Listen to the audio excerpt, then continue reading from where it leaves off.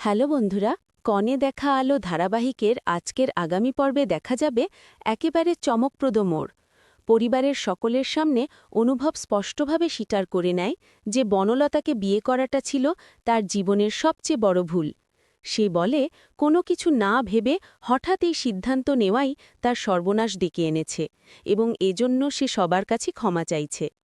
আগামী পর্বে দেখা যায় খাবার টেবিলেই হঠাৎ রেগে উঠে দাঁড়ায় অনুভব।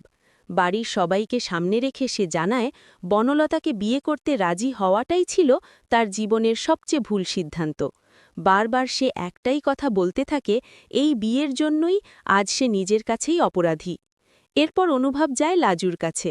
লাজুর সামনে দাঁড়িয়ে সে অনুতপ্ত কণ্ঠে বলে, লাজু, তুমি পারলে আমাকে ক্ষমা করে দিও। আমি তোমার সঙ্গে ভীষণ অন্যায় করেছি। তোমাকে এই বাড়িতে এনে আমি অনেক ভুল করেছি। লাজু চুপচাপ অনুভবের কথা শুনতে থাকে। অবাক চোখে তার দিকে তাকিয়ে ভাবে, হঠাৎ এসব কথা কেন বলছে অনুভব? সে কিছুই বুঝে উঠতে পারছে না। এদিকে অন্যদিকে বনলতার মা বনলতাকে সাবধান করে দিয়ে বলে, লাজুই এখন তোমার সবচেয়ে বড় বাধা। যত দ্রুত সম্ভব তাকে এই বাড়ি থেকে সরাতে হবে, না হলে ভবিষ্যতে সমস্যায় পড়বে তুমিই। অনেক আগেই তিনি বলে দিয়েছিলেন এই গল্পে বনলতা হবে নেগেটিভ চরিত্র, আর বাস্তবেও ঠিক সেটাই হতে চলেছে।